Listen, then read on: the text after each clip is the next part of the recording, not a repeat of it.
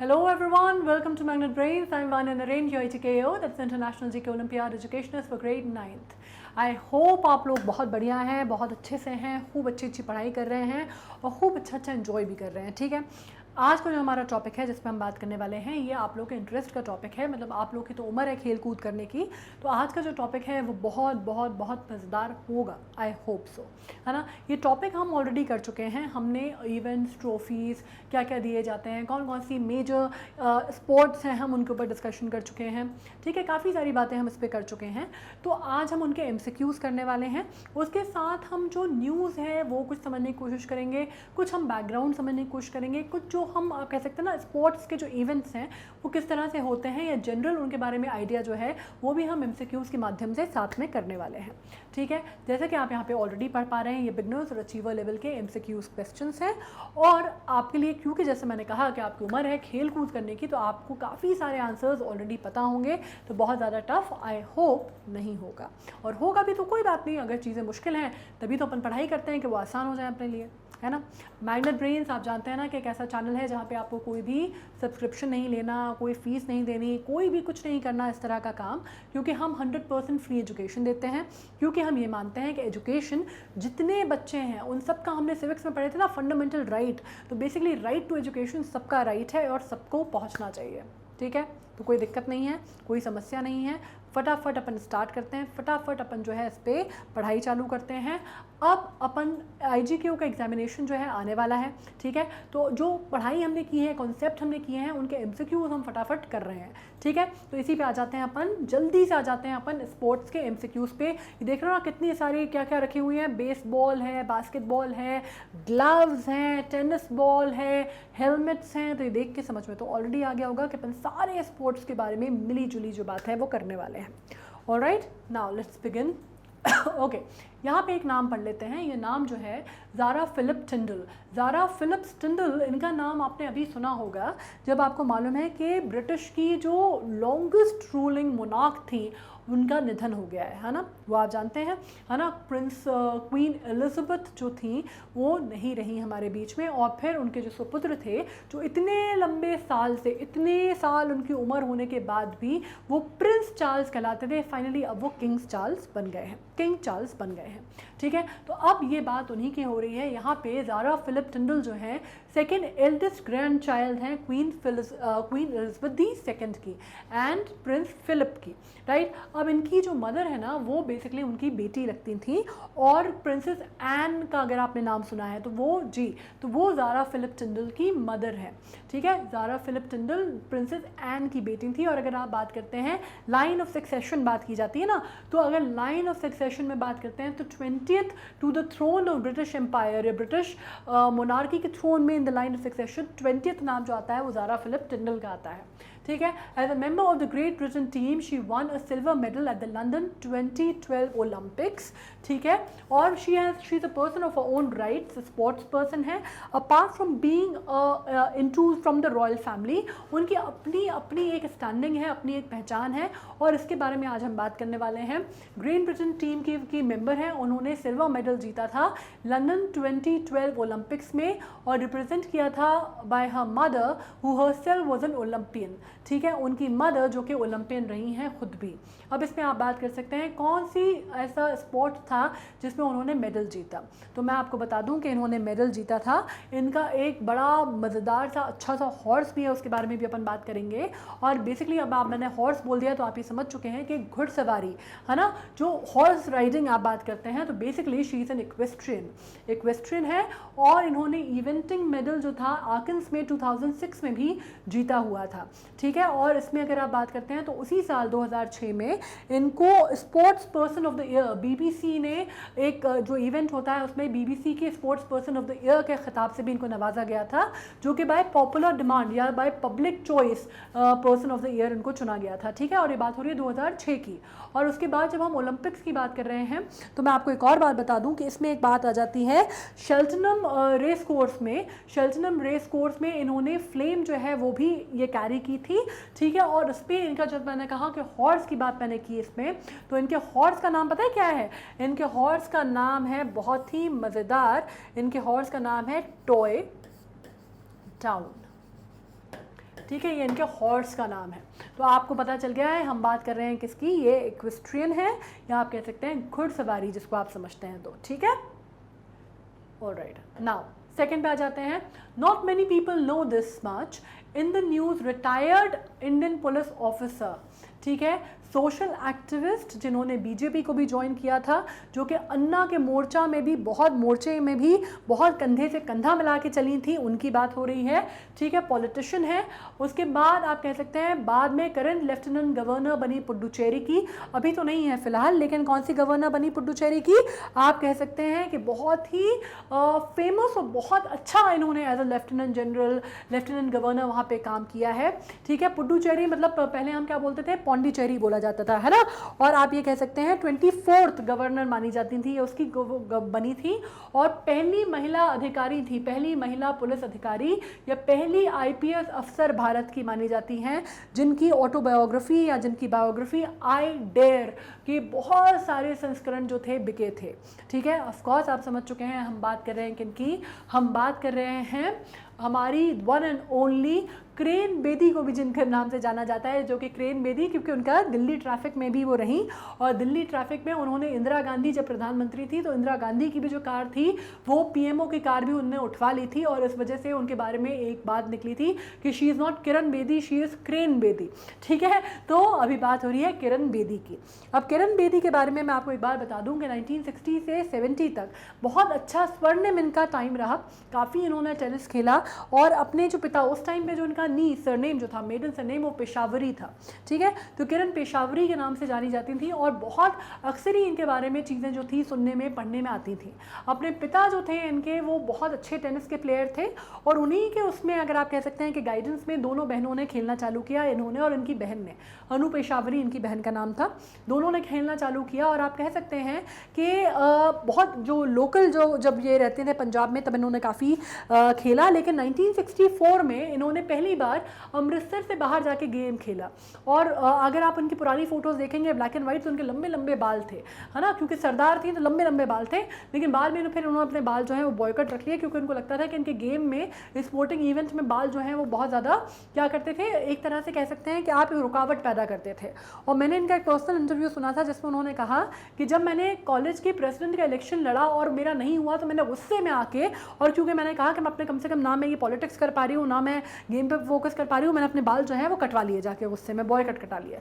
Mary com movie में देखा था ना, वो प्रियंका चोपड़ा ने भी गुस्से में बाल जो है वो बिल्कुल अपना जो सर है वो मुंडवा लेती हैं, तो इसी तरह कुछ किरण बेदी ने भी किया था। उन्होंने मुंडवाया तो नहीं था, उन्होंने बाल छोटे छोटे कटा लिए थे, जिसमें उनकी मम्मी से उनको बाद में बहुत डांट पड़ी। खैर, अभी बात हो रही है 1964 में इन्होंने पहला जो इवेंट है वो अमृतसर से बाहर जाके इन्होंने काम किया, इन्होंने पार्टिसिपेट किया, जो कि क्या थी, जूनियर चैंपियनशिप थी, और कहाँ हुई थी, जिमखाना दिल्ली में हुई थी। ठीक है, उसमें इन्होंने पार्टिसिपेट किया, नेशनल जूनियर टेनिस चैंपियनशिप, और वो उसमें हार गई, काफ़ी बुरी तरह हारी। और फिर उसके 2 साल बाद 1966 में लेकिन इन्होंने ये चैंपियनशिप फाइनली जीत ली। ठीक है, 1966 में, और उसके बाद आप बात कर सकते हैं 1966 और 72 में। लेकिन उसमें जो सबसे बड़ी अगर खिताब अगर आप बात करते हैं उनको मिला, तो उनके लिए एशियन लॉन टेनिस चैंपियनशिप 1972 की उन्होंने जीती। ठीक है, उसके बाद अगर आप कहते हैं तो वो उन्होंने श्रीलंका में जाके, श्रीलंका में 2 बार उन्होंने इंडिया को रिप्रेजेंट किया। ठीक है, सिंगल्स में और डबल्स में, जो वो अपनी बहन के साथ खेलती थी, अनु पेशावरी के साथ वो गेम खेला करती थी। और वहाँ पे आप कह सकते हैं कि विमेन चैंपियनशिप जो इंटरनेशनल विमेन चैंपियनशिप थी उसमें उन्होंने खेला, और उसमें आप कह सकते हैं कि उनको 5 मेडल मिले, जिसमें से 3 गोल्ड और 2 सिल्वर मेडल उन्होंने जीते, जैसे मैंने कहा सिंगल्स और डबल्स में, जो उन्होंने अपनी बहन के साथ खेले। हालांकि बाद में फिर जैसे कि जब उन्होंने आईपीएस, जब आप कह सकते हैं सिविल सर्विसेज का एग्जाम दिया, उसके बाद उसी टाइम पे खैर आप ये कह सकते हैं कि फिर किरण बेदी जो हैं वहीं पे अपने हस्बैंड जो ब्रिज बेदी उनके पति थे, जो कि बहुत अच्छे टेनिस के प्लेयर थे, उनसे उनकी मुलाकात हुई, और she fell in love with him, and Kiran Peshawari से वो बन गई किरण बेदी। और किरण बेदी ने फिर जब आप जानते हैं सिविल सर्विसेज का एग्ज़ाम दिया, तो उन्होंने वो भारत की पहली कौन बनी, इंडियन पुलिस सर्विसेज में वो पहली महिला अधिकारी बनी भारत की। ठीक है, तो अभी बात हो रही है किसकी, किरण बेदी की। नाउ नेक्स्ट हम बात कर लेते हैं, नेक्स्ट हम बात करने वाले हैं एफ्रो एशियन गेम्स की, जो कि Afro Asian games were the series of multi sports competition held between the athletes from Asia and Africa. India played host to its first edition with Hyderabad as a host city. Where were the second games going to be held before the games were pronounced postponed indefinitely? अब ये जब हुआ था, ये 2003 की बात है, ठीक है, 2003 में हुआ. अब इसका इतिहास समझिए. जब इसको स्टार्ट किया गया एफ्रो एशियन गेम्स को, तो स्टार्ट बड़े आप कह सकते हैं एम्बिशियस प्रोजेक्ट के तौर पे इसको किया गया, क्योंकि पहली बार ऐसा हो रहा था कि अफ्रीकन और एशियन एथलीट्स एक साथ किसी चीज़ में, गेम्स में आगे आ रहे थे या आगे बढ़ रहे थे. ठीक है, ये आज तक कभी नहीं हुआ था. इससे पहले भी, मतलब सिवाय अगर अपन ओलंपियाड को अलग हटा दें तो उससे पहले इस तरह की कोई चीज़ नहीं हुई थी, कोई इस तरह के कप या गेम्स नहीं होते थे. तो ये काफ़ी अच्छा था. और सबसे पहले इसका आइडिया जो प्रपोज किया गया है, सबसे पहले जो आइडिया इसका आया वो कब आया मालूम है आपको? जब एशियन गेम्स हुए थे 1980s में इंडिया में, उसके बाद सबसे पहले इसको आप कह सकते हैं कि एक आइडिया फॉर्मुलेट किया गया. और ये बात हुई कि 1985 में इन्होंने कहा कि पहला जो है एशियन एफ्रो गेम जो है वो किया जाएगा नई दिल्ली में, वेन्यू के तौर पे तय भी कर ली गई बात है. समहाउ क्या रीजंस रहे, फॉर सम रीजंस अननोन, जिसमें आप कह सकते हैं कुछ पॉलिटिकल रीजंस उसके पीछे ज़्यादा थे, कि इसका जो आप कह सकते हैं कि इसका जो वो चेंज करके, वेन्यू चेंज करके 1987 में उसको पोस्टपोन कर दिया गया और कुवैत कर दिया गया. ठीक है, वहाँ पे भी वो नहीं हो पाए बिकॉज ऑफ द इनस्टेबिलिटी. आपको मालूम है कुवैत, और फिर वो वॉर जो थी वो आपको मालूम है किस तरह से फिर वो वॉर सिचुएशन और बाकी सब बनी, तो वो भी नहीं हो पाए. ठीक है, बहुत ही ना नुकुर के बाद हाँ नहीं नहीं नहीं नहीं हाँ के करते करते करते फाइनली 2003 में पहले एशियन एफ्रो गेम्स जो हैं वो हैदराबाद में हुए 2003 में. उसके बाद ये हुआ कि भाई सेकंड गेम्स जो हैं उसके लिए बातें हुई, काफ़ी सारी चीज़ें सामने आई. तो फाइनली अल्जीरिया ने अल्जायर्स में ये बोला कि अच्छा हम अपने यहाँ जो है वो दूसरे गेम्स रखेंगे, जो कि 2007 में होने वाले थे. ठीक है, 2007 में होने वाले थे. अब इसमें बहुत सारा अगेन क्या प्रॉब्लम हुई, क्या पॉलिटिकल रीजंस रहे नहीं पता, लेकिन इसमें एक अगर आप बयान की बात करते हैं तो उसमें एक फेडरेशन है जो कि अफ्रीकन फेडरेशन है. ठीक है, उसमें अगर मैं आपको नाम लेती हूँ तो उसको एनोका बोला जाता है. एनोका बोला जाता है, जो कि एसोसिएशन है, basically association of national Olympic, मतलब ये इसकी तो फेडरेशन नहीं है, नेशनल ओलंपिक है. ओलंपिक अगर आप बात करते हैं कमिटी ऑफ अफ्रीका की. ठीक है, I am sorry for the खांसी. ठीक है, कमिटी ऑफ अफ्रीका की, इनका एक बयान आया जिसपे काफ़ी सारी फिर जो है चर्चा हुई. इनकी जो अध्यक्ष थी, इनकी अध्यक्ष ने एक बयान दिया जिनका नाम था लसैना. इनके अध्यक्ष लसैना जी ने एक बयान दिया जो कि काफ़ी नागवार गुजरा, और उन्होंने कहा, उन्होंने पूरा ठीकरा जो है वो एशियन फेडरेशन पे डाल दिया. और उन्होंने कहा कि एशियन फेडरेशन वाले जो हैं बेसिकली अपने जो गोल्ड मेडलिस्ट या मेडलिस्ट हैं उनको लाइन अप नहीं कर पा रहे, या वो कंट्रीज़ में आपस में जिसको आप कहते हैं कोऑपरेशन की या कोऑर्डिनेशन की कमी है, और वो लाइन अप नहीं कर पा रहे. इस वजह से एफ्रो एशियन गेम्स जो हैं वो कैंसिल हुए, या एफ्रो एशियन गेम्स को पोस्टपोन करना पड़ा इनडेफिनेटली, वरना हम तो करने को तैयार थे. ये बात हुई. और मैं आपको बता दूं कि जब ये शुरुआत की गई थी तो ये बात सोची गई थी कि बिल्कुल आप हर 4 साल में ये इवेंट किए जाएंगे, लेकिन ये 4 साल में ये इवेंट नहीं हो पाए. एक ही इवेंट जो है इसका होके रह गया, जो कि 2003 में हैदराबाद में हुआ. ठीक है, अब नेक्स्ट जब मैं बात करती हूँ तो एक और बात आ जाती है, ये बड़ा मज़ेदार है. 1929 में अमेरिकन प्रोफेशनल बेसबॉल टीम, ऐसा नहीं था, अब एक और बात मैं बता दूँ कि ये ऐसा नहीं था कि इससे पहले कभी किसी ने ट्राई नहीं किया था. ठीक है, तो ये professional baseball team became the first team to make numbers a permanent part of their uniform. They are also the only team that do not have players name on their uniform. Which team are we talking about? तो मैं ये बता दूँ कि ऐसा नहीं था कि इससे पहले कभी नहीं हुआ था, लेकिन इससे पहले इतने लंबे समय तक कभी नहीं हुआ था. मतलब वो एक गेम खेलने के बाद हटा दिया, 2 गेम खेलने के बाद, या एक सेशन या टूर्नामेंट खेलने के बाद ख़त्म हो गया. तो इनको ये जो बात कही गई, ये बोला गया कि जर्सी पे नंबर लाने का सबसे बड़ा फंडा ये था कि अगर फील्ड में कोई प्लेयर्स खेल रहे हैं तो जर्सी के नंबर से आप ये चीज़ तय कर सकते हैं, आपको ये पता चल जाएगा कि कौन प्लेयर खेल रहा है. ठीक है, तो नाम उन्होंने हटा दिए, सिर्फ जर्सी के नंबर्स रखे गए. और इसमें कहा जाता था with retired numbers, the number जो आप कहते हैं with the retired numbers was considered to be the biggest honour of the game. ठीक है। तो ये आइडिया जो था सबसे पहले किसने दिया था, baseball team, professional baseball team ने 1929 में दिया, जिसका नाम था न्यूयॉर्क यांकीज़। और न्यूयॉर्क यांकीज़ ने आइडिया मेजर्स को दिया, और जैसे मैंने कहा टू रिटायर्ड जर्सी का जो नंबर था that was considered to be the more numbers of the retired jerseys, retired numbers was considered to be the biggest honour. तो इनके नाम पे ही ये ऑनर दर्ज भी है, ठीक है। इसमें से भी अगर मैं आपसे बात कर लूँ तो 1974 में इनका एक प्लेयर था जो रिटायर होता है, उसका नाम अगर मैं बात करती हूँ तो वो सबसे बड़ा नाम आता है जिसका नाम था विटनी फोर्ड्स। उनका जो नंबर था ना वो 16 था, ठीक है। विटनी फोर्ड्स, इनका नंबर 16 था, और इन्होंने न्यूयॉर्क यांकीज़ के लिए 236 जो मैचेस हैं वो जीते थे, जो कि आज भी फ्रेंचाइजी का अगर आप बात करते हैं तो सबसे बड़ा रिकॉर्ड माना जाता है। तो काफ़ी टाइम में उनको ऑनर करने के लिए वो 16 नंबर का भी जो नंबर है कई बार यांकीज़ जो है वो कैरी करते थे। और इसी तरह एक और मैं बता दूं कि 21 नंबर भी कैरीज करते थे, ठीक है उसमें। लेकिन रॉबर्ट क्लेमेंट की जो अनटाइमली डेथ हुई थी उसकी 50th एनिवर्सरी थी, तो उनको ऑनर करने के लिए भी 21 नंबर जो है वो अपनी स्लीव्स पे कई बार लगाया करते थे, ठीक है। तो ये चीज़ आपके समझ में आ गई कि बात किसकी हो रही है। अभी हम न्यूयॉर्क प्रोफेशनल बेसबॉल टीम की बात कर रहे हैं जिसने परमानेंट पार्ट किया उनके यूनिफॉर्म का नंबर्स पे, ठीक है। तो आपको मालूम है बात हो रही है न्यूयॉर्क यांकीज़ की।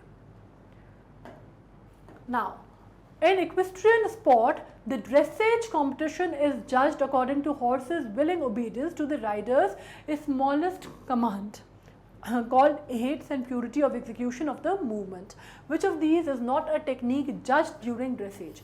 इसमें से कौन सी वो टेक्निक है जो कि ड्रेसेज के टाइम पे जज नहीं की जाती। तो मैं आपको बता दूं, यहाँ पे समझ में क्या आ रहा है, इक्वेस्ट्रियन स्पोर्ट्स में जैसे घुड़सवारी है उसमें, या फिर जो आप रेस कोर्स में जो कहते हैं ना चलता था मेहरोली में पर घोड़ा अपना अरबी है, तो आपको मालूम है कि हमारे यहाँ महालक्ष्मी रेस कोर्स है, वैसे ही उसमें जो घुड़सवारी होती है उसकी बात हो रही है, ठीक है।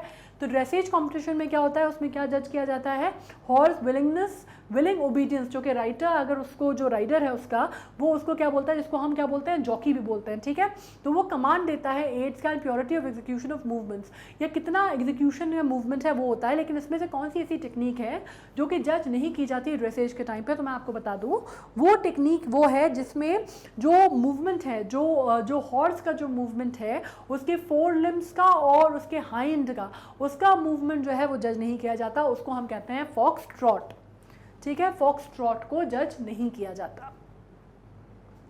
नाउ अब इसमें नेक्स्ट चीज़ है कि 100 metre hurdle is a track and field event. आपको मालूम है एथलेटिक इवेंट की बात हो रही है, ठीक है, जो कि अलग अलग लेन्स में दौड़ते हैं, है ना। एथलीट्स जो हैं आपको मालूम है कि लेन में दौड़ते हैं, अलग अलग लेन्स में दौड़ते हैं, and place so that athlete alternate. और उसमें क्या करते हैं, हर्डल्स को प्लेस किया जाता है, ठीक है। हर्डल्स को प्लेस किया जाता है और उसमें क्या होता है, आपको दौड़ते दौड़ते वो हर्डल्स के ऊपर से कूदना होता है और फिर एथलीट को आगे भागना होता है ना। हर्डल्स का मतलब ही वही हुआ रुकावट, है ना। हर्डल्स जो अपन कहते हैं ना, there are many hurdles in life, मतलब क्या बहुत सारी रुकावटें हैं। तो आपको मालूम है ट्रैक पे जब आप ऐसे ट्रैक पे दौड़ते हैं तो वो हर्डल्स ऐसे ऐसे बना दिए जाते हैं, ठीक है।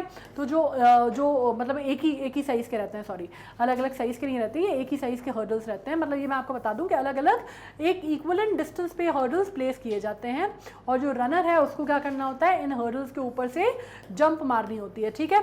तो ये जंप मारते हुए वो अपना फिनिश लाइन तक पहुँचता है। तो ये हर्डल्स की बात हो रही है। स्प्रिंटिंग एंड जंपिंग के बीच में कितने हर्डल्स जो होते हैं वो हर लेन में कितने हर्डल्स होते हैं, तो अब मैं आपको बता दूं कि तकरीबन हर लेन में जो हर्डल्स की संख्या होती है 100 मीटर में, हम इंटरनेशनल एक उसकी स्केल की बात कर रहे हैं, इंटरनेशनल स्टैंडर्ड की बात कर रहे हैं, तो मैं आपको बता दूं उसमें 10 हर्डल्स होते हैं, ठीक है। 10 हर्डल्स होते हैं, जिसकी अगर आप ऊंचाई की बात करते हैं, जैसे मैंने कहा ना ये हर्डल्स अगर आप इनकी बात करते हैं तो ये ऊंचाई आप इनकी मान लीजिए 2.9 होती है, ठीक है। 2 फीट 9 इंचेस के ये हर्डल्स होते हैं, या तकरीबन मोटे मोटे तौर पे 84 सेंटीमीटर्स के आसपास आप इनकी ऊंचाई मान लेंगे, ठीक है। और इनके बीच में जो ये डिस्टेंस होता है ना, ये डिस्टेंस जो होता है ये भी नपा हुआ डिस्टेंस होता है, जो कि कितना होता है 8.5 मीटर का डिस्टेंस होता है एक हर्डल और दूसरे हर्डल के बीच में, ठीक है। तो ये आपको समझ में आ गया, तकरीबन 10 हर्डल होते हैं 100 मीटर में।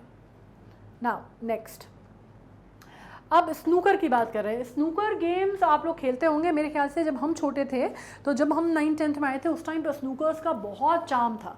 मतलब जगह जगह पूल वो बने हुए थे और स्नूकर टेबल्स रखे जाते थे, और मतलब आप कह सकते हैं ना बिलियर्ड स्नूकर्स ये जो है तकरीबन आप बहुत ज़्यादा उस टाइम पे क्रेज़ था। बिलियर्ड्स तो नहीं, स्नूकर्स का बहुत ज़्यादा क्रेज़ था। तो उसमें से ये काफ़ी सारी चीज़ें आप लोगों को पता होंगी। इसमें हम अभी कौन कौन सी बॉल्स होती हैं वो भी डिस्कस कर लेंगे, ठीक है। अब देखो 22 बॉल्स होती हैं एंड अ क्यू, ठीक है। अगर आप क्यू की बात करते हैं तो अब इसमें एक जो होती है, the object of the game is to alternatively sink red balls and coloured balls using the cue ball. अब सबसे ज़्यादा संख्या में कौन सी होती है, रेड बॉल्स होती हैं, ये तो आपको मालूम है। बाकी जो संख्या होती हैं येलो बॉल्स, रेड बॉल्स के बाद येलो बॉल की होती है, बाकी सारी एक एक एक एक होती है ना, वो हम डिस्कस करते हैं। कलर्ड बॉल्स होती हैं और उनके सबके अलग अलग नंबर्स होते हैं, अलग अलग पॉइंट्स होते हैं हर बॉल के, ठीक है। जैसे रेड बॉल एक एक नंबर की होती है, रेड बॉल इस तरह से होता है, ठीक है। अब इसमें आप देख लेते हैं क्यू बॉल, और एक क्यू बॉल होती है, और क्यू बॉल अकेली ऐसी बॉल होती है जो कि प्लेयर्स जो हैं जिसको छू सकते हैं, ठीक है। और इसमें आपको मालूम है वो क्यू बॉल कौन से कलर की होती है। ये जितने आपको कलर्स यहाँ दिख रहे हैं यहाँ पे सब कलर की बॉल्स होती हैं, लेकिन क्यू बॉल कौन सी होती है, वाइट कलर की होती है, ठीक है। अब इसमें देखो ये जैसे मैंने कहा कि 22 बॉल्स होती हैं, ठीक है। अब इसमें मैंने कहा आपसे रेड बॉल जो होती हैं वो कितनी होती हैं, सबसे ज़्यादा अधिक मात्रा में होती हैं 15 जो होती हैं वो रेड बॉल्स होती हैं, जिसमें कितने होते हैं 1 पॉइंट ईच होती हैं रेड बॉल्स, ठीक है। उसके बाद हम बात करते हैं तो एक जो होती है आप कह सकते हैं येलो बॉल होती है, ठीक है। येलो बॉल की कितने मार्क्स की होती है, येलो बॉल होती है कितने पॉइंट्स की होती है, येलो बॉल होती है 2 पॉइंट्स की, ठीक है। येलो बॉल से के बाद अगर अपन बात करते हैं, यहाँ पे येलो बॉल है ना, हाँ येलो बॉल जो है वो 2 पॉइंट्स की हो गई। उसके बाद एक बॉल जो होती है वो होती है ग्रीन, फिर हो गई एक बॉल आपकी ब्राउन, ठीक है। फिर एक बॉल अपन यहाँ लिख देते हैं, एक बॉल जो है देखो इसमें नंबर आ रहा है, ब्लू का नंबर नहीं आया अभी, है ना, ब्राउन हो गई। फिर होती है ब्लू, पिंक और ब्लैक, फिर हो गई ब्लू, फिर एक हो गई आपकी पिंक, और एक हो गई आपकी ब्लैक, ठीक है। तो अब इसमें नंबर अगर अपन देखें तो कितना नंबर बढ़ता जाता है, आप इसके पॉइंट देखेंगे तो 3, इसके देखेंगे तो 4, इसके देखेंगे तो 5, इसके देखेंगे 6 और इसके देखेंगे 7। हाईएस्ट किसके होते हैं, ब्लैक बॉल के होते हैं, ठीक है। तो ये चीज़ समझ में आ गई आपके। ये होते हैं 22 बॉल्स, और इसमें से एक बॉल जो आप छू सकते हैं that is as I said white ball, और वो क्यू बॉल कहलाती है। अब हम बात करते हैं सॉकर में what is a kick off, ठीक है। अब किक ऑफ क्या होता है सॉकर में, अब पहले ऑप्शंस पढ़ लेते हैं फिर डिस्कशन करते हैं।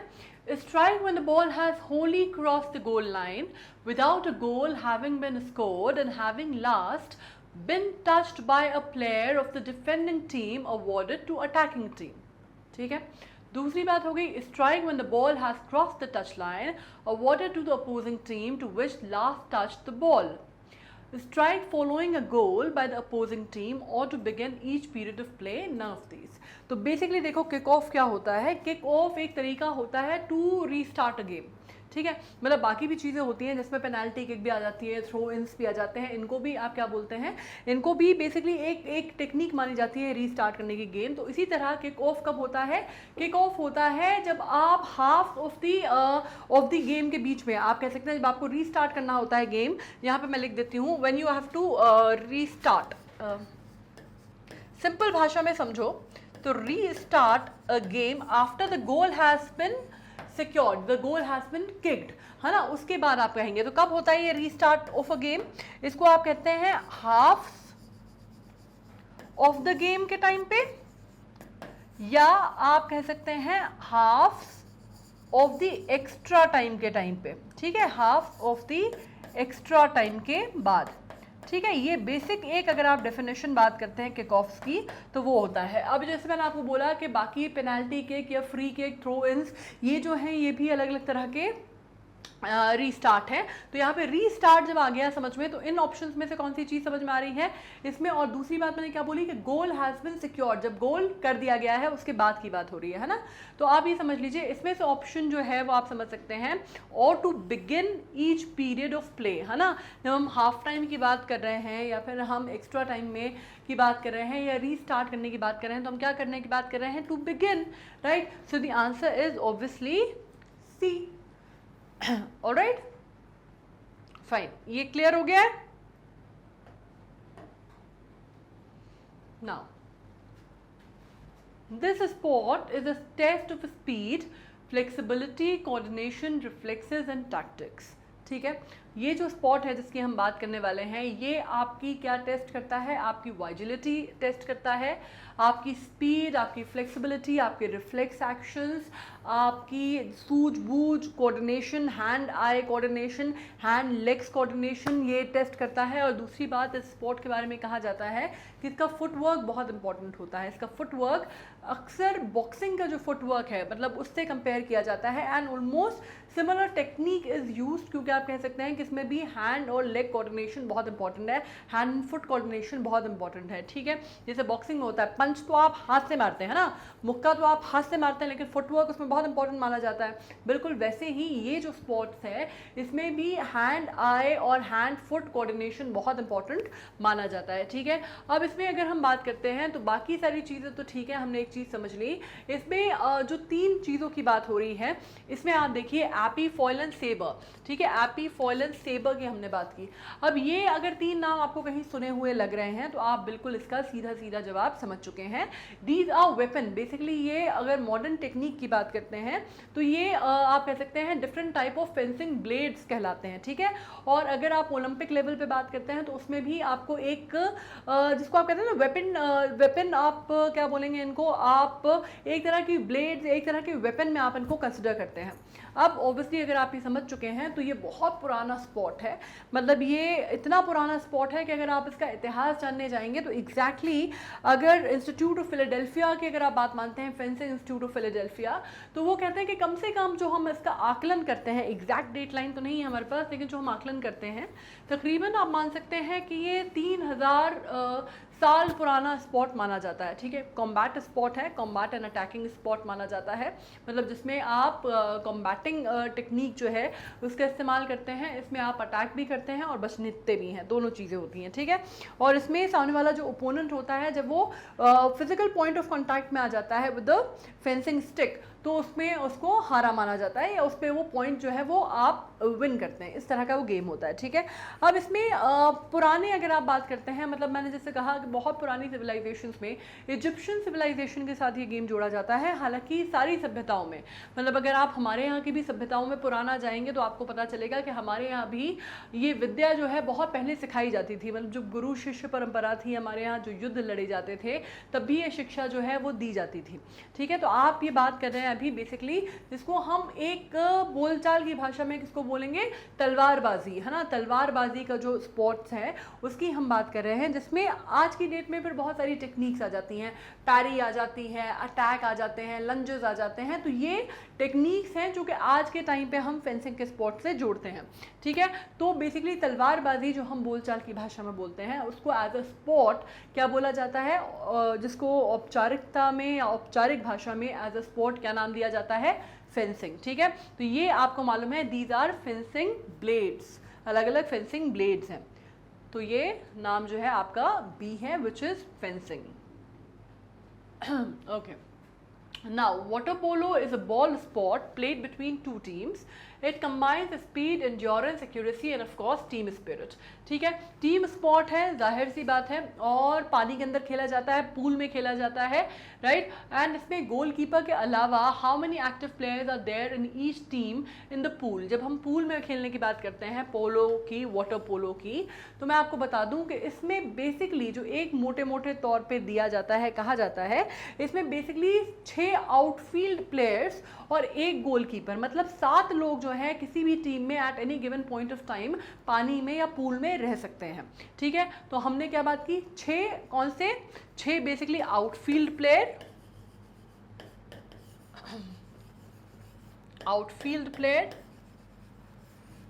And plus 1 goalkeeper. ठीक है, ये लोग एट एनी गिवन पॉइंट पानी में रह सकते हैं, पूल में रह सकते हैं, from each side, her team में इतने प्लेयर्स हो सकते हैं। ठीक है, और इसमें से गोलकीपर को छोड़ दिया जाए तो बाकी ये जो प्लेयर्स हैं ये पूल में मूवमेंट कर सकते हैं। ठीक है, तो ये नंबर आपको क्लियर हो गया है। हम बात करने वाले हैं, हम बात कर रहे हैं बेसिकली 7 प्लेयर्स, राइट। गोलकीपर के अलावा अगर हम बात करते हैं तो 6, और गोलकीपर को अगर हम मिला लेते हैं तो फिर 7 प्लेयर्स। अब ये देखो, ये जो टूर्नामेंट है ये इंडिया का ओल्डेस्ट फुटबॉल टूर्नामेंट माना जाता है, जो कि इसके फाउंडर पे नाम रखा गया है, जो कि फॉरेन सेक्रेटरी इंचार्ज थे इंडिया के 1884 टू 1894। अब आप ये बहुत अच्छी तरह जानते हैं कि ये वो समय था जब हम अधीन थे किनके, ब्रिटिशर्स के। ठीक है, तो हम जाहिर सी बात है, ये समझ में आ रहा है कि आपको ये मालूम है कि जब हम एजुकेशन पॉलिसीज़ की बात करते हैं तो आप बहुत अच्छी तरह जानते हैं कि भारत में इतनी उच्च पद पे ये जो हाईएस्ट ऑफ द पोस्ट हुआ करती थी वो ब्रिटिशर्स की होती थी। ठीक है, तो इसमें से आपको ये समझ में आ रहा है कि ये संतोष ट्रॉफी या सुब्रत कप नहीं है। ठीक है, ये आपके समझ में आ गया। तो अब आपको ये बता दूं मैं कि यहाँ पे फॉरेन सेक्रेटरी इंचार्ज की जब हम बात करते हैं तो of course he was a British man. ठीक है, और जो इंचार्ज थे, और इसमें बात करते हैं कि he was a very very enthusiast, वो खुद स्पोर्ट एंथुजियास्ट थे, इन स्पोर्ट्स उनको बहुत पसंद था, और नाम था उनका हेनरी ड्यूरेंट। ठीक है, उनका पूरा नाम जो था वो मैं लिखती हूँ यहाँ पे, उनका पूरा नाम था, सॉरी हैरी हेनरी नहीं, प्रिंस हैरी से याद रखना, हैरी ड्यूरेंट नाम था उनका, हैरी मॉर्टिमर ड्यूरेंट। और उन्होंने इसकी शुरुआत कब की, 1888 में इसकी शुरुआत की गई।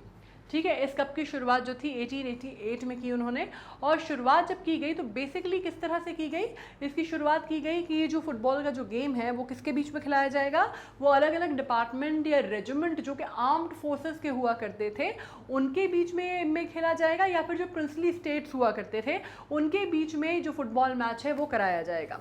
ठीक है, तो आप शुरुआत मान सकते हैं, जो सबसे प्रतिष्ठित, जो सबसे पुराना जो कप माना जाता है या ओल्डेस्ट फुटबॉल टूर्नामेंट जो है वो आप कहते हैं ड्यूरेंट कप। वो नाम पे किसके है, हैरी मॉर्टिमर ड्यूरेंट के, जो कि 1888 में चालू हुआ।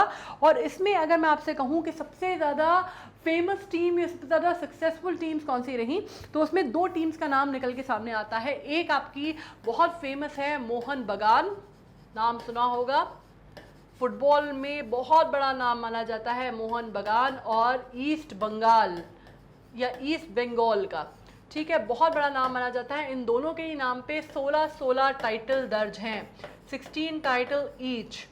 ठीक है, इनके नाम पे दर्ज है, and they are considered to be the most famous and most successful of the teams. ठीक है, तो ये चीज़ क्लियर हो गई है। Now let's come to second one, Durand cup.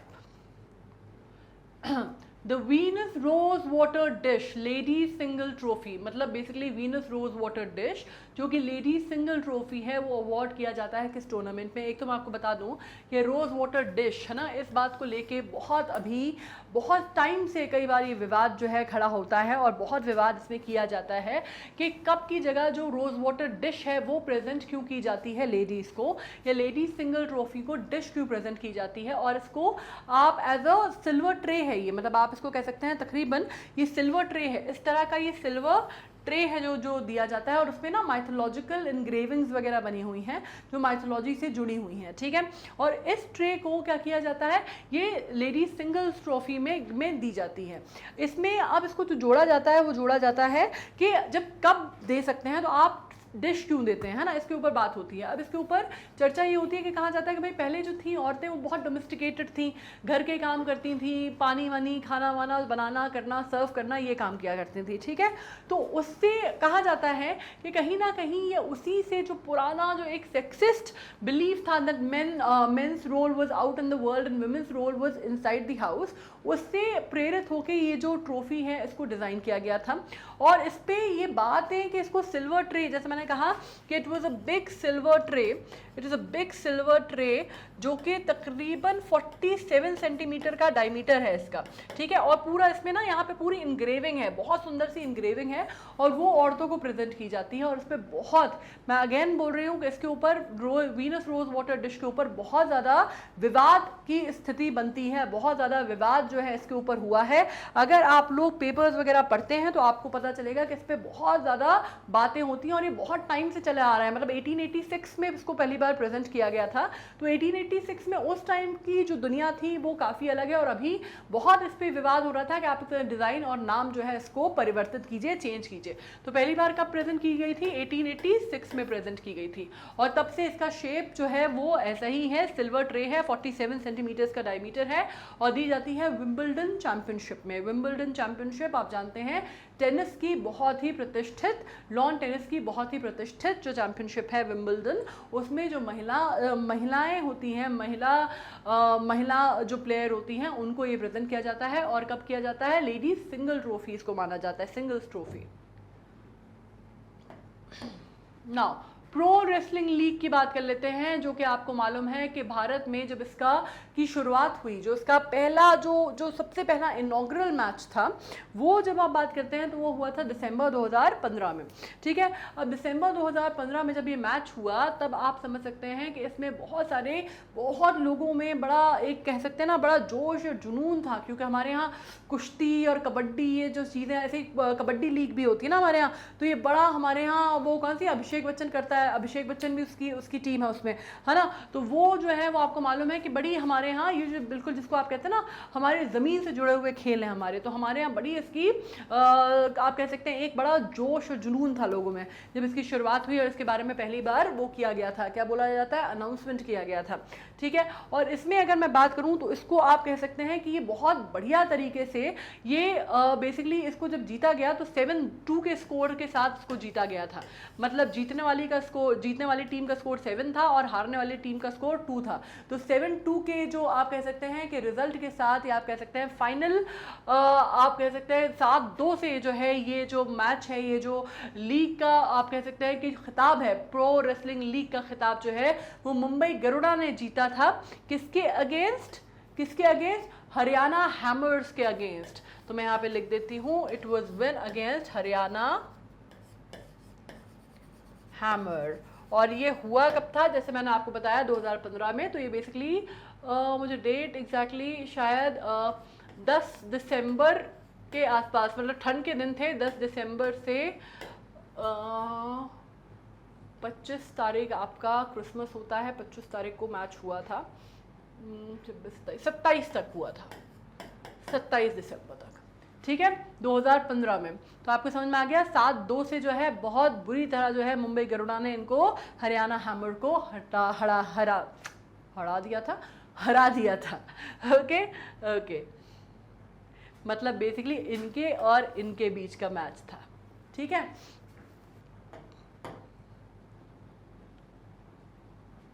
Okay. अब हम बात कर लेते हैं, one of the world best middle distance runners Maria Mutola is the only athlete ever to hold Olympic, World Indoor, Commonwealth, Continental Games and Continental Championship titles in the same event, that is 800 meters. To which country does she belong? अब ये जब आप नाम पढ़ रहे हैं ना, आपने मारिया शारापोवा का नाम सुना है। आज हम जिनकी बात कर रहे हैं, आज हम मारिया मुतोला की बात कर रहे हैं। और ये कहा जाता है that although she was not able to score the highest the record in her game, in her niche, लेकिन फिर भी कहा जाता है, अगर आप स्पोर्ट्स के जानकारों की बात माने तो ये माना जाता है, कहा जाता है that perhaps she is one of the greatest ever runner for the 800 metre in women's category. मतलब ये उनके बारे में बोला जाता है, मतलब इनके बारे में आप कह सकते हैं 1972 में इनका जन्म हुआ।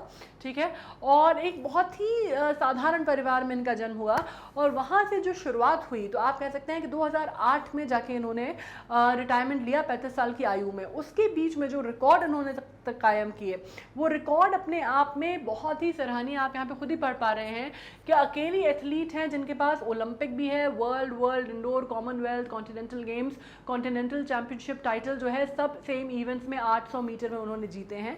मतलब आप कह सकते हैं कि वर्ल्ड में 4 अगर महिलाएं आप देखते हैं, 4 महिला एथलीट अगर आप देखते हैं तो उनमें से एक नाम इनका आता है जिन्होंने, उनके पास इतने सारे टाइटल्स हैं।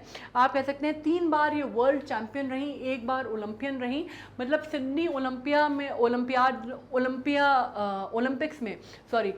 ओलंपिक्स 2000 में जो सिडनी ओलंपिक्स हुआ था उसमें इनको गोल्ड मेडल मिला। उससे पहले जो अटलांटा में जो ओलंपिक्स हुआ था उसमें इनको ब्रॉन्ज मेडल मिला। लेकिन ये 3 बार वर्ल्ड चैंपियनशिप इन्होंने जीती है, ठीक है। तो आप ये समझ सकते हैं कि 6 टाइम उन्होंने पार्टिसिपेट किया, मतलब अकेली ऐसी महिला है, 4 महिलाएं हैं पूरे विश्व में, पूरे इतिहास में अगर एथलीट के आप देख लेते हैं जिन्होंने 6 टाइम्स पार्टिसिपेट किया है।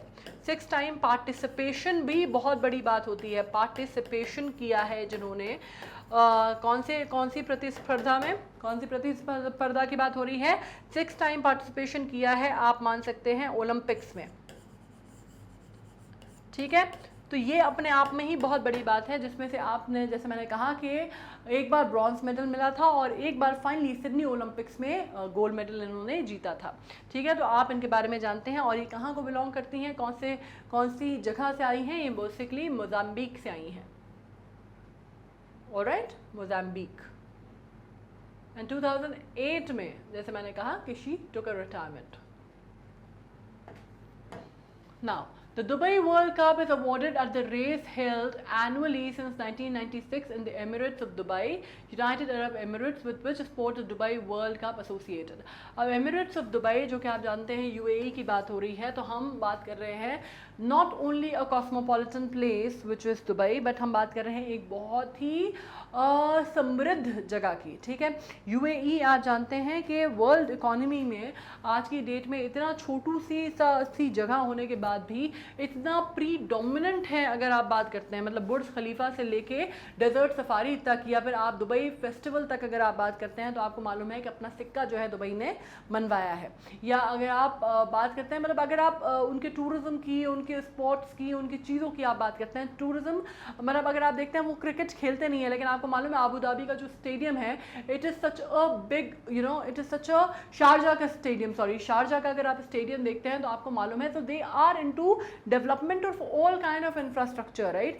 आप अगर उनकी कोई भी ऐसी टेक्निक, या अगर आपको मालूम है क्लाउड देखा जाए तो बेसिकली अभी क्लाउड में से बारिश जो है वो भी वो एक्सट्रैक्ट करने की बात करते हैं, ठीक है। मतलब वो अगर आप उनकी टेक्निक से, उनकी टेक्नोलॉजिकली आप उनके एडवांसमेंट देखें तो हम कहीं नहीं आते उनके पास सामने, ठीक है। तो इसी तरह से आप अगर बात करते हैं तो वहाँ पे एक स्पोर्ट्स है जो काफ़ी ज़्यादा होता है, और वो होता है हॉर्स रेसिंग। मतलब वो काफ़ी ज़्यादा वहाँ के जो शेख हैं और लोग हैं वो बहुत ज़्यादा इंटरेस्टेड हैं, और काफ़ी सारे हॉर्स रेसिंग इवेंट्स होते हैं वहाँ पे, ठीक है।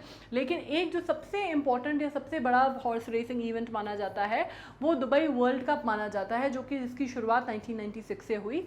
और आप इसमें एक और बात मैं आपको बता दूं कि ये दुनिया का, अगर आप one of the most lucrative horse riding championship मानी जाती है, या हॉर्स राइडिंग वर्ल्ड कप माना जाता है। मतलब सेकंड तो कम से कम माना ही जाता है, सबसे lucrative in the world, like second most lucrative in the world.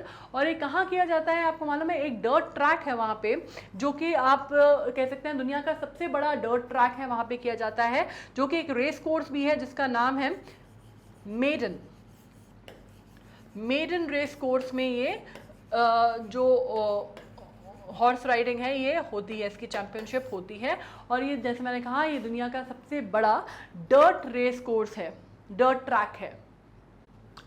अब हम बात कर लेते हैं इंडियन क्रिकेट लीग की, विच इज़ ICL, ठीक है। ICL की बात कर रहे हैं। ICL आपने IPL ज़रूर सुना है, ICL जो है आया भी बहुत, जिसको कहते हैं कि बड़ा ज़ोर शोर से आया था, बड़ा ज़ोर शोर से लॉन्च हुआ और उतने ही ज़ोर शोर से गायब भी हो गया, ठीक है। तो बेसिकली अगर हम बात करते हैं तो IPL जैसे आप जानते हैं कि T20 लीग है, प्रीमियर लीग है, India premier league, Indian premier league, जो कि आप जानते हैं क्रिकेट टूर्नामेंट है T20 फॉर्मेट में। उसी तरह ICL अगर आप बात करते हैं तो सबसे पहला फॉर्मेट था, ये सबसे पहला T20 फॉर्मेट था जो कि इंडिया में लॉन्च किया गया था। प्राइवेट क्रिकेट लीग थी जो कि फंड की थी जी एंटरटेनमेंट एंटरप्राइज ने, जो कि आप जानते हैं उस टाइम पे जब हम बात करते हैं तो एक टाइम पे बहुत प्रोमिनेंट मीडिया हाउस हमारे यहाँ माना जाता था, ठीक है। ऑपरेट कब तक से किया इसने, ऑपरेट मात्र इसने 2 ही साल किया, 2007 और 9 में इन बाय इंडिया। इसमें इनिशियली 6 टीम्स के साथ ये शुरुआत हुई थी इसकी, 6 टीम्स इसमें पार्टिसिपेटिंग टीम्स थी, बाद में फिर 9 टीम्स इसमें बन गई, ठीक है। पार्टिसिपेट किया इस लीग में फ्रॉम 4 कंट्रीज। इसमें अगर आप बात करते हैं तो 4 कंट्रीज कंट्रीज़ के टीम्स थी। इसमें टोटल अगर हम बात करते हैं तो उसमें आप ये मान सकते हैं कि इसमें तकरीबन इंटरनेशनल टीम्स भी थी, इंटरनेशनल प्लेयर्स भी थे। जैसे IPL में बिडिंग होती है उसी तरह का फॉर्मेट था, लेकिन इसमें आप मान सकते हैं कि डोमेस्टिक टीम्स के साथ साथ 4 इंटरनेशनल जो टीम्स थी वो भी इसमें पार्टिसिपेट करती थी। ठीक है, इंटरनेशनल टीम्स भी इसमें पार्टिसिपेट करती थी। इसमें आप ये मान सकते हैं इसमें एक वर्ल्ड 11, ठीक है, इंडिया, पाकिस्तान एंड बांग्लादेश, ठीक है, पाकिस्तान एंड बांग्लादेश। इसका जो इतिहास है वो बड़ा इंटरेस्टिंग है। अगर आपको नहीं पता तो थोड़ा अपन इसको डिस्कस करते हैं। आपको सुन के पता होना चाहिए, मतलब अगर आपको आज अगर आप IPL के फ़ैन हैं, ललित मोदी जी IPL ले आए तो उसके बहुत सारे जो है फ्रेंचाइज और फैंस और सब कुछ हो गया। तो एक बार हम इनके बारे में बात करते हैं कि जब ये शुरुआत हुई थी तब जैसे मैंने कहा कि ये IPL से ज़्यादा इसका चार्म था, मतलब बिल्कुल जो, क्योंकि पहली चीज़ थी अपने आप में, और बहुत बड़े बड़े नाम इसमें, कपिल देव, मोइन खान, बहुत लोग जो हैं इसमें अलग अलग कंट्रीज से जुटे भी थे और उन्होंने भी काफ़ी इसको बड़ा बढ़ चढ़ कर इसमें हिस्सा लिया। लेकिन हुआ क्या कि जब ये शुरुआत हुई, जब ये चला तो 6 टीम्स थी, उसके बाद जैसे 9 टीम्स बनी, जिस तरह की चीज़ें हुई उसमें इसके साथ प्रॉब्लम क्या हुई कि एक पॉइंट पे आके जो बड़े प्लेयर्स थे उन्होंने अपना नाम रोल बैक कर लिया। ठीक है, मतलब जो कंट्रोवर्शियल मैच हुआ, लास्ट का एक जो मैच माना जाता है, उसके कंट्रोवर्शियल मैच के बाद क्या हुआ कि जो बड़े प्लेयर्स थे उन्होंने अपना नाम रोल बैक कर लिया और फाइनली इसको पूरे के पूरे जो ICL था उसको ही इनको ख़त्म करना पड़ा। वजह क्या थी कि सबसे बड़ा जो कॉन्फ्लिक्ट था जो पैदा हुआ वो ये हुआ कि ICL आपको हमारा जो BCCI है ना, क्रिकेट बोर्ड है हमारा भारत का, उसके साथ इनकी ठनाठनी हो गई। ठीक है, BCCI ने इनको रिकग्निशन देना मना कर दिया कि हम इनको रिकग्नाइज नहीं करेंगे। ठीक है, अब क्या हुआ कि जब ये हुआ कि वैलिडेशन और रिकग्निशन BCCI ने नहीं दिया तो ICC ने भी अपना हाथ जो है पीछे खींच लिया। ठीक है, उन्होंने कहा कि भाई आपका जो डोमेस्टिक बोर्ड है अगर वो आपको रिकग्निशन नहीं देता तो हम भी नहीं देंगे। ये बात हुई, या उन्होंने कहा कि जो भी इस पे BCCI का मत होगा उसी से हम भी जो है वो इत्तेफाक रखेंगे, या we will also stand by what the BCCI has to say about it. अब इन्होंने क्या किया, ICL ने इन्होंने उठा के दावा ठोक दिया और इन्होंने क्या करा, इन्होंने केस दर्ज कर दिया BCCI के अगेंस्ट। ठीक है, अब दिल्ली हाई कोर्ट में ये हुआ कि दिल्ली हाई कोर्ट में फाइनली बहुत जद्दोजहद, बहुत खींचातानी के बाद BCCI जो है वो मुकदमा जीत गया। ठीक है, और इनको जो है, इनको बहुत तगड़ी जो है, आप एक तरह से बोल सकते हैं कि एक तगड़ा जो है इनको झटका लगा हाई कोर्ट से। ठीक है, अब उसके बाद क्या हुआ कि फिर उस टाइम पे फिर ICC ने भी अपना एक जिसको आप कहते हैं वर्डिक्ट पास कर दिया कि जो भी लोग हैं जो इसमें इन्वॉल्व हैं ICL में, वो अगर ICL में इन्वॉल्व रहना चाहते हैं तो फिर वो इंटरनेशनल क्रिकेट में पार्टिसिपेट नहीं कर पाएंगे, वो प्लेयर्स इंटरनेशनल क्रिकेट नहीं खेल पाएंगे जब तक वो इससे एसोसिएटेड रहेंगे। तो जाहिर सी बात है कि जितने भी बड़े प्लेयर्स थे सबने रोल ऑफ कर दिया। ठीक है, सबने रोल ऑफ कर दिया। जब प्लेयर्स ही नहीं बचे तो जाहिर सी बात है कि पूरा पूरा मॉडल जो है वो धराशायी हो गया, चरमरा आ गया। ठीक है, तो ये समझ में आ गया। और इसके बाद में जाके आप कह सकते हैं कि फिर IPL की शुरुआत हुई। This is a kind of a budding ground, this was a kind of a जिसको आप कहते हैं पायलट प्रोजेक्ट मान सकते हो IPL का। ठीक है, IPL आज की डेट में कितना सक्सेसफुल है ना। तो IPL से शुरुआत जो है, पहले मतलब आप इनको कह सकते हैं कि चंद्रा जी को आपको इसका जिसको कहते हैं ना, थैंक यू आपको ललित मोदी की जगह चंद्रा जी को कहना चाहिए, सुभाष चंद्रा जी को, जो कि सबसे पहले ये थॉट या आइडिया जो है ये काउंटी क्रिकेट या इंडियन लीग या इंडियन क्रिकेट लीग का सबसे पहले वो लेके आए थे।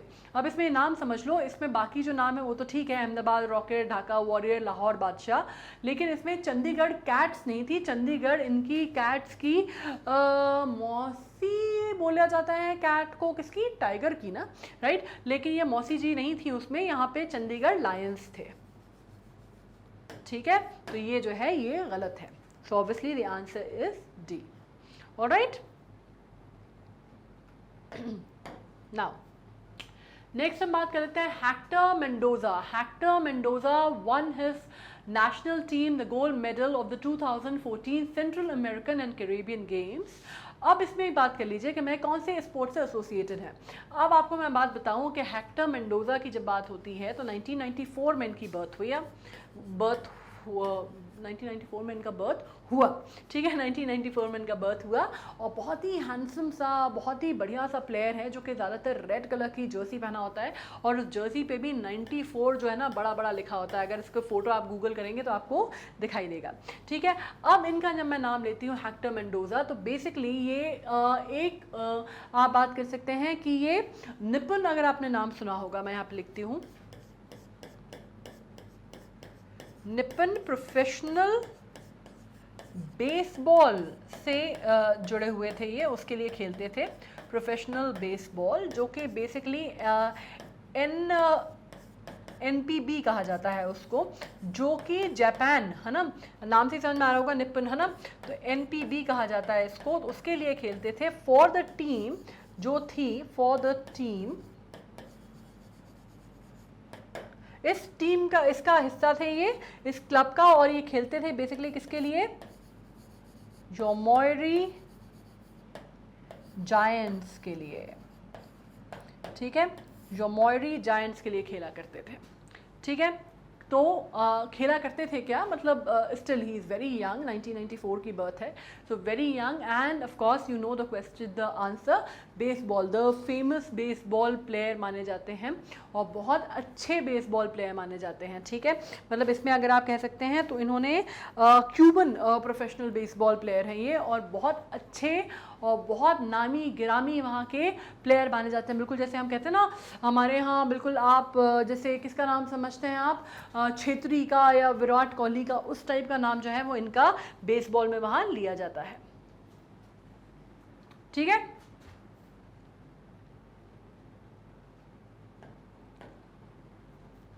Next question, okay, sorry.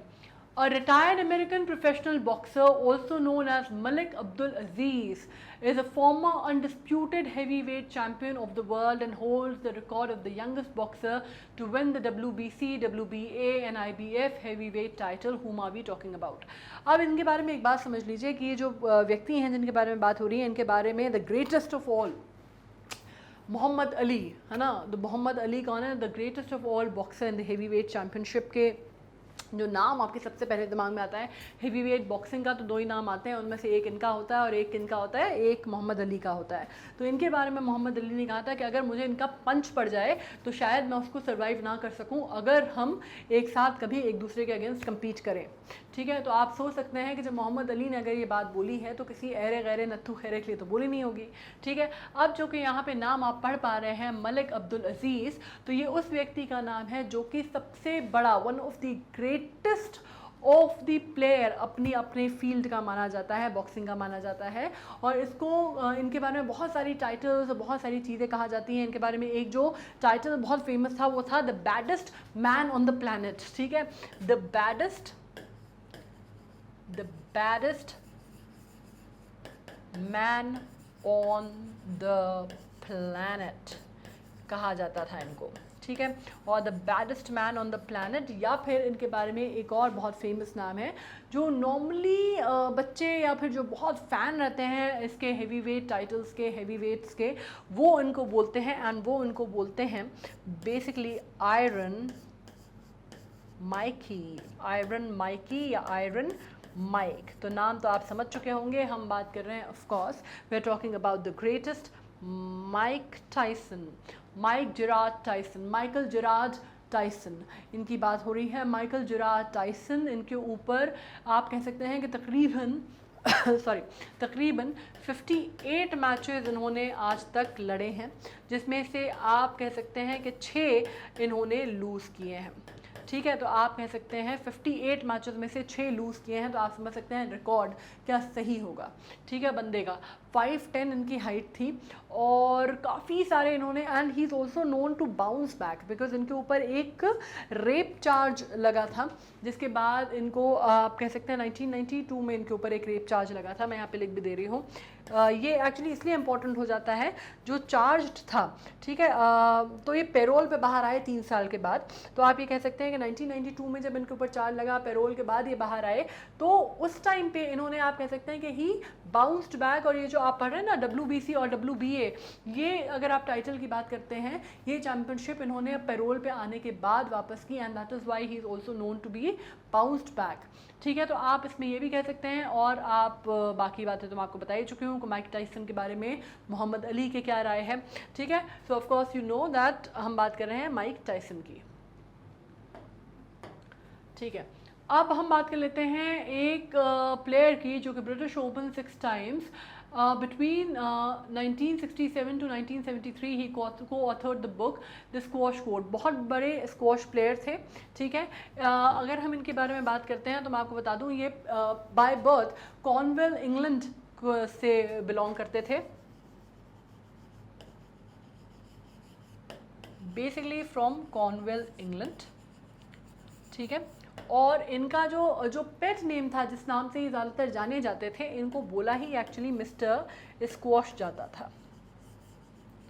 ठीक है, और यहाँ पे जैसे इनकी किताबों का नाम लिखा है ना, मिस्टर स्क्वॉश बोला जाता था, और यहाँ पे जो इनकी किताबों का नाम लिखा है जो कि इन्होंने को ऑथर की थी, murder in the squash court, क्योंकि आप लोगों को लिटरेचर भी है, इस वजह से मैं बता दूं कि murder in the squash court इनकी बहुत फेमस एक किताब थी। इसके अलावा अगर आप बात करते हैं ओनली वे टू विन, और इनका एक और जो था ये murder in the squash court की अगर आप बात करते हैं, पूरा टाइटल जो है इसका वो बेसिकली क्या है, murder in the squash court the only way to win. इसके अलावा इनकी 2 और किताबें हैं जो कि काफ़ी फेमस हुई और काफ़ी ज़्यादा उसका नाम है।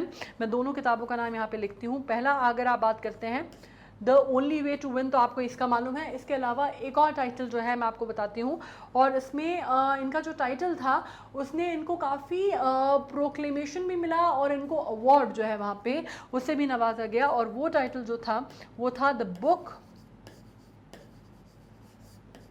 ऑफ जोना। ठीक है, तो this is one of his books जो कि इसके अलावा बहुत फेमस है, और इस पर इनको काफ़ी सारे अवार्ड्स भी दोनों बुक्स के लिए इनको मिले हैं। और हम बात कर रहे हैं जोना बैरिंगटन की। जोना बैरिंगटन की नाम तो आपको समझ में आ ही गया होगा ना, द बुक ऑफ जोना पढ़ के कि आप बात कर रहे हैं जोना बैरिंगटन की। अब इसमें एक और बात है, जोना बैरिंगटन की जब हम बात करते हैं तो आपको ये समझ में आ गया कि स्क्वॉश गेम से जुड़े हुए थे, लेकिन आपको मालूम है कि Jonah Barrington one of the best players of the squash in the world. But दुनिया का सबसे बेहतरीन अगर आप स्क्वॉश प्लेयर की बात करते हैं, सबसे अच्छे स्क्वॉश प्लेयर दुनिया में कौन हुए हैं, या नंबर 1 स्क्वॉश प्लेयर दुनिया के कौन माने जाते हैं, जैसे उसमें अगर आप नाम लेंगे तो उसमें नाम आता है निकल के जहांगीर खान का। जहांगीर खान जो कि आप कह सकते हैं कहाँ के थे, पाकिस्तानी स्क्वॉश प्लेयर थे, और वो आज तक के the greatest of all time माने जाते हैं जब हम स्क्वॉश की बात करते हैं। वैसे ही भारत में जो एक नया नौजवान एक व्यक्ति है जो कि बार बार जो बहुत उभरा है स्क्वॉश में, जिसमें आप देख सकते हैं उसमें नाम आता है ऋत्विक भट्टाचार्य का। ऋत्विक भट्टाचार्य जिन्होंने इंडियन नेशनल चैंपियनशिप जो है 5 बार जीती है। आप बात कर सकते हैं 1998 से 2005 के बीच में, और फाइनलिस्ट रहे थे ये डबल्स के 2004 में, है ना। तो अगर आप इनकी बात करते हैं तो एक जो बहुत ये मतलब ये जो है जॉन बैरिंगटन जो है, आप उनकी बात करते हैं जोना बैरिंगटन, ये काफ़ी पहले के थे। आप इनकी बात करते हैं जहांगीर खान, ये भी बहुत बात के थे। लेकिन अगर आप सब कॉन्टिनेंट्स में बात करते हैं, सब कॉन्टिनेंट में एक जो नाम बहुत उभर के आया था एक नौजवान का, जो इन सबके बाद आया था, वो था ऋत्विक भट्टाचार्य का। ठीक है, तो जाहिर सी बात है कि यहाँ पे आपको जवाब ऐसे ही मिल गया कि हम बात कर रहे हैं स्क्वॉश की। Now, Sakshi Malik won the bronze medal at 2016 Rio Olympics in the 58 kg category। उन्होंने ब्रॉन्ज जो था 2015 में एशियन रेसलिंग चैंपियनशिप इन दोहा किस कैटेगरी में जीता था। खैर ये तो अपन बात कर लेते हैं साक्षी मलिक की, पहले उन्होंने किस कैटेगरी में जीता था।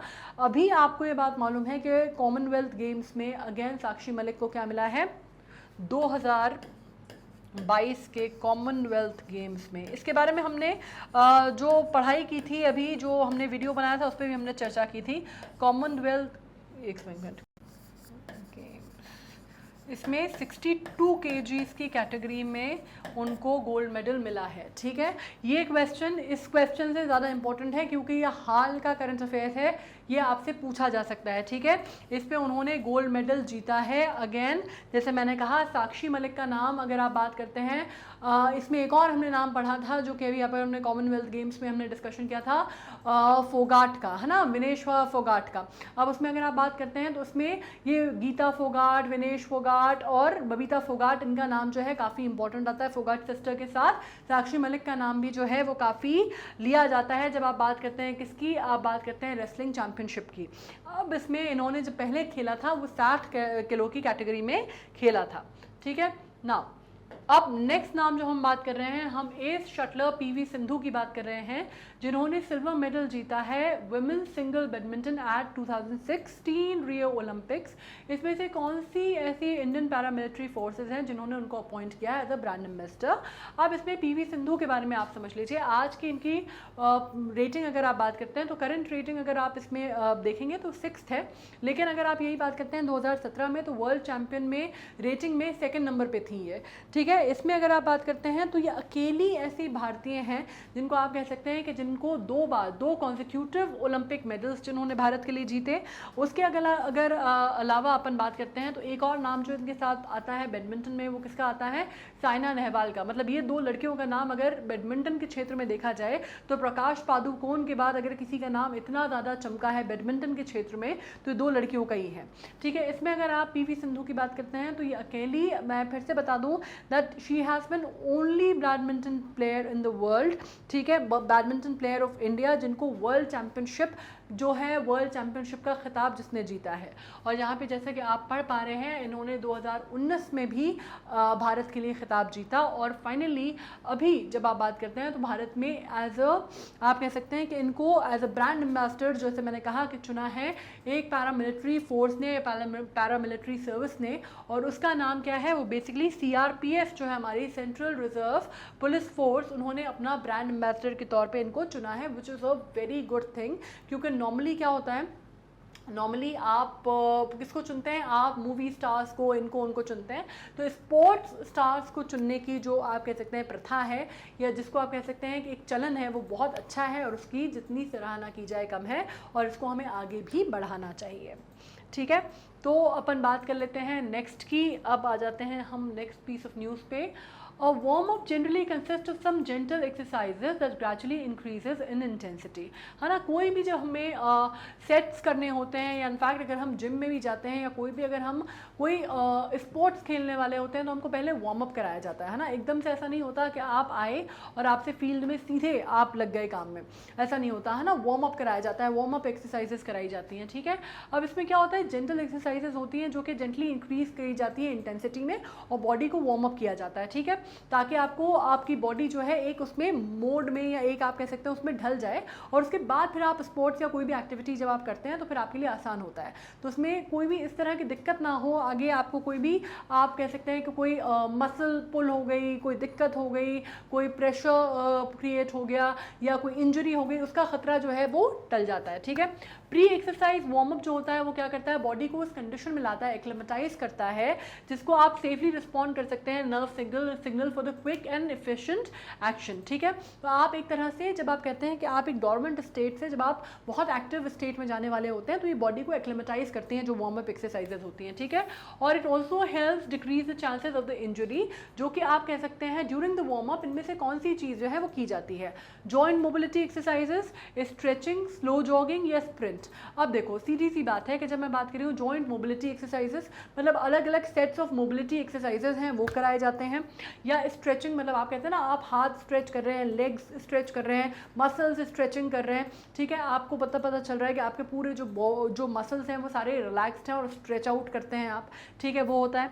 स्लो जॉगिंग मतलब अपनी जगह पे खड़े खड़े आप, या तो धीरे धीरे आप अपनी जगह पे खड़े खड़े आप जॉग कर रहे हैं, या फिर आप बहुत ही स्लोली जॉग कर रहे हैं, ताकि यू आर नॉट, आप बहुत स्ट्रेनस रनिंग नहीं कर रहे हैं, आप स्लो जॉगिंग कर रहे हैं, जिससे आपकी बॉडी वार्म अप हो जाए, गर्म हो जाए, जिसको हम हिंदी में बोलते हैं ना, नॉर्मल बोलचाल की भाषा में गर्मी आ जाए, एक गर्माहट आ जाए, जो बॉडी है वो बेसिकली गर्म हो जाए, आपके जो मसल्स वगैरह हैं वो थोड़े से रिलैक्स हो जाए, और आप जो प्ले करने वाले हैं, स्पोर्ट्स करने वाले हैं, उसके लिए आप तैयार हो जाएं, ठीक है।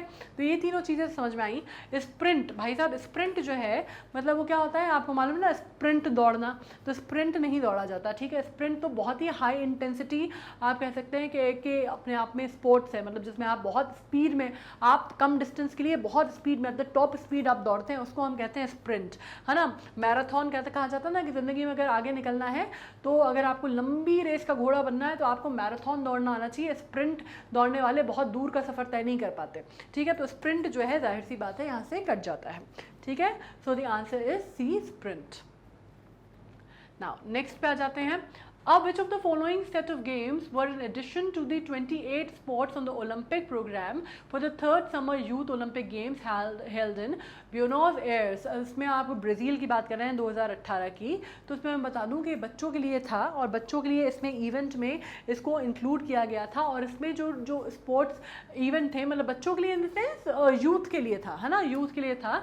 और आप इसमें कह सकते हैं कि तकरीबन बहुत सारे इवेंट्स और बहुत सारी चीज़ें हुई थी और उसमें जो नए सेट्स इंक्लूड किए गए थे और नए सेट्स जो बाकी जो ऑब्वियसली जो आप कह सकते हैं ट्रेडिशनली होते थे ओलंपिक्स में, उसके साथ नए सेट जो इंक्लूड किए गए थे वो था बेसिकली डांस स्पोर्ट किया गया था, कराटे किया गया था, ठीक है। तो आप कह सकते हैं कराटे किया गया था और स्पोर्ट्स क्लाइंबिंग की गई थी, तो आंसर इज बी।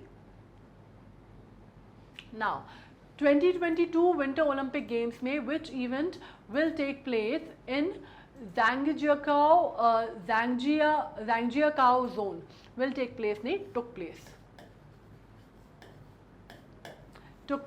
ठीक है। तो आप इसमें एक बात समझ लीजिए कि जब हम विंटर ओलंपिक्स की बात कर रहे हैं तो विंटर ओलंपिक्स की आपको मालूम है इनको नॉर्मली बीजिंग ओलंपिक्स के नाम से भी जाना जा रहा था, ठीक है। अब इसमें जब आप बात करते हैं तो उसमें काफ़ी सारी चीज़ें हुई हैं। इसमें जिस आप जोन की बात कर रहे हैं तकरीबन इसमें आप 15 अगर आप स्ट्रीम्स में बात करते हैं, 15 स्ट्रीम्स में अगर हम बात करते हैं, 15 डिसिप्लिन या 15 स्ट्रीम्स आप बोल सकते हैं इनको, 15 डिसिप्लिन या 15 स्ट्रीम्स बोल सकते हैं, है ना। 15 डिसिप्लिन्स या 15 स्ट्रीम्स में तकरीबन 109 तरह के इवेंट्स हुए हैं जो कि 7 स्पोर्ट्स में फैले हुए थे, ठीक है। अब इसमें से अगर आप बात करते हैं तो इसमें जब हम बात करते हैं बायथलॉन की अगर हम बात करते हैं तो बेसिकली ये राइफल शूटिंग और स्कीइंग अगर आप कहते हैं क्रॉस कंट्री एक इवेंट था जो विंटर ओलंपिक्स में हुआ था। तो ये जो था अगर आप बात करते हैं तो ये इसमें फिट बैठ रहा है, ठीक है। ये टुक प्लेस इन, ये बेसिकली आपका ज़ैंगजियाकाऊ जोन में ये इवेंट्स जो हैं वो biathlon and all skiing event except alpine skiing को छोड़ के ये सारे वहाँ पे किए गए थे उस जोन में, ठीक है। अब नेक्स्ट हम बात कर लेते हैं ऑस्ट्रेलियन ओपन टेनिस टूर्नामेंट जो कि 2015 was 103rd edition of Australian Open on the first Grand Slam tournament of the year. 15 events were held in the tournament under 3 different categories. Who won men's single title under wheelchair category? अब मैं इसमें आपको बता दूं कि जो defending champion हैं, defending champion उन्होंने स्टीफन हॉदे के अगेंस्ट स्टीफन हॉदे को उन्होंने अपने जो कॉम्पिटिटर थे उनको उन्होंने 2 बार कॉन्सिक्यूटिवली आप कह सकते हैं हराया। कितने स्कोर से? 6-2 के स्कोर से, ठीक है। 6-2 के स्कोर से उन्होंने 2 बार उनको हराया है। ये नाम है ना, इनको हराया गया है और ये हुआ किसके बीच में था? इन 2 लोगों के बीच में, ठीक है। तो जाहिर सी बात है कि इन 2 लोगों के बीच में हुआ है और उनको 6-2 से हरा दिया गया है। तो जीतने वाले कौन थे? शिंगो कुनीदा, ठीक है। शिंगो कुनीदा ने ये जो कैटेगरी है ये जीती थी। Now it is a biennial golf tournament for professional women golfers contested of teams representing Europe and United States. This event alternate with the Ryder Cup, the equivalent of men's tournament. Which tournament is this? अब इसमें देख लीजिए कि rider cup जो है ये अगर आप बात करते हैं तो ये मेल्स के लिए होता है और अभी हम जिसकी बात कर रहे हैं बाइनियल गोल्फ टूर्नामेंट है जो कि प्रोफेशनल वुमेन गोल्फर्स के लिए होता है। ये नाम जो है बेसिकली अगर हम बात करते हैं तो एक गोल्फ क्लब के मैन्युफैक्चरर थे अमेरिकन गोल्फ क्लब के, उनके नाम पे इसका नाम रखा गया है। मैं उनका नाम आपको बता दूं तो आपको वैसे ही ये चीज़ क्लियर हो जाएगी। हम बात कर रहे हैं कार्स्टन सॉलहेम की, कार्स्टन सॉलहेम, जिन्होंने इसको पूरा जो ये कप था जिसकी शुरुआत करने वाले यही थे। और जैसे मैंने कहा कि यूएस गोल्फ क्लब के मैन्युफैक्चरर थे और इन्हीं की जो आप कह सकते हैं कि इन्हीं के हार्डवर्क या इन्हीं के काम के बाद से ये कप जो है इसकी शुरुआत की गई थी और इसी वजह से इस कप का नाम जो है वो उनके नाम पे रख दिया गया। तो obviously the answer is D, Solheim Cup. Now next, muscular endurance is the ability of the muscle or group of muscle to repeatedly exert force against resistance for an extended period of time. Performing multiple repetitions of the exercise is a form of muscular endurance. Which activity is considered a muscular endurance activity? अब सबसे बड़ी बात यह है कि muscular endurance activity समझ लो जिससे muscles के ऊपर आप कह सकते हैं muscle endurance है ना, कुछ sports होते हैं जो कि muscle endurance sports होते हैं, ठीक है। अब वो होता क्या है muscle endurance, वो आपको बताया गया है। ability है muscle की या group of muscles की to repeatedly exert force, ठीक है, to repeatedly exert force against resistance for a extended period of time. एक पीरियड ऑफ टाइम तक आप उसमें क्या बात कर रहे हैं, एक्सर्ट करने की बात कर रहे हैं, resistance, force against the resistance, ठीक है। और इसको आप क्या करते हैं, इसमें performing multiple repetitions of a considered of an exercise in the form of muscular endurance, ठीक है। अब इसमें आप बात कर लीजिए कि जब आप साइकिल चलाते हैं तो आप पेडल जो है लगातार मार रहे हैं, ठीक है। आपने अगर साइकिल में पेडल मारना बंद कर दिया तो क्या होगा, साइकिल रुक जाएगी। तो आप क्या कर रहे हैं, आप लगातार पेडल जो है वो मार रहे हैं, ठीक है, ये चीज़ हो गई। तो आप what are you doing, you are exerting your thigh and your leg muscles, आप लगातार उसको मोशन में रखे हुए हैं, ठीक है। Running of course you are doing, again आप दौड़े जा रहे हैं, अगर अगेन आप रुक गए, आपने वो एक्सर्शन करना बंद कर दिया या आपने वो प्रेशर एक्सर्ट करना बंद कर दिया तो आप रुक जाएंगे, ठीक है। स्विमिंग आप कहा जाता है कि पूरी बॉडी अगर आप कहते हैं तो you are there is a coordination between hand movement and leg movement, ठीक है। मतलब अगर आपने वो रिलेंटलेसली अगर आपने वो कोऑर्डिनेटेड मूवमेंट नहीं किया तो आप क्या होगा, आप बेसिकली डूब जाएंगे, ठीक है। तो जाहिर सी बात है कि तीनों ही चीज़ें जो हैं ये किस में आ रही हैं, ये मसल एंड्योरेंस एक्टिविटी के अंदर आ रही हैं। So the answer has to be all of these. अब देखो ये वाला क्वेश्चन जो है ना, मैंने सैम्पल क्वेश्चन में भी तुम्हें करवाया था और ये मतलब ये जो हमने सैम्पल क्वेश्चन है उसमें भी डिस्कशन किया है। इंपॉर्टेंट क्वेश्चन है, ये हम ऑलरेडी डिस्कस कर चुके हैं, हम इसमें बहुत ज़्यादा डिटेल में नहीं जाएंगे। X is the recipient of the India highest sporting honour Rajiv Gandhi Khel Ratna award, है ना। अब इसका नाम बदल के क्या हो गया है, मेजर ध्यानचंद के ऊपर ये नाम हो गया है, ठीक है। Arjun award and Padmashri award. Y is the youngest grand slam champion of all time and won women's double title at the age of 15 years and 9 months, ठीक है। ये मैं आपको ऑलरेडी बता चुकी हूँ जब हमने सबसे यंगेस्ट विमेन प्लेयर की बात की थी, टेनिस प्लेयर की, तब हम ये डिस्कशन कर चुके हैं, ठीक है। अब इन्होंने 2015 का जो विंबलडन है मिक्स डबल वो जीता था, तो हमें एक्स और वाई रिस्पेक्टिवली समझना है, ठीक है। अब इसमें एक बात समझ लो बहुत अच्छे से कि रॉजर फेडरर, और अगर आप ये बात कर रहे हैं कि भारत के सर्वश्रेष्ठ अवार्ड मिल रहे हैं इनको, ठीक है, मतलब ऐसा नहीं है कि बाहर वालों को नहीं मिल सकते, लेकिन अगर आप एक कॉमन सेंस से समझ रहे हो तो राजीव गांधी खेल अवार्ड मिल रहा है, पद्मश्री मिला है, अर्जुन अवार्ड मिला है, तो इसमें दो नाम जो है वो ज़्यादा आ रहे हैं, है ना। रॉजर फेडरर का नाम नहीं आएगा, गोट हालांकि उनको कहा जाता है, ग्रेटेस्ट ऑफ ऑल टाइम, और अभी आपको मालूम है उन्होंने टेनिस से रिटायरमेंट अनाउंस किया है, ठीक है।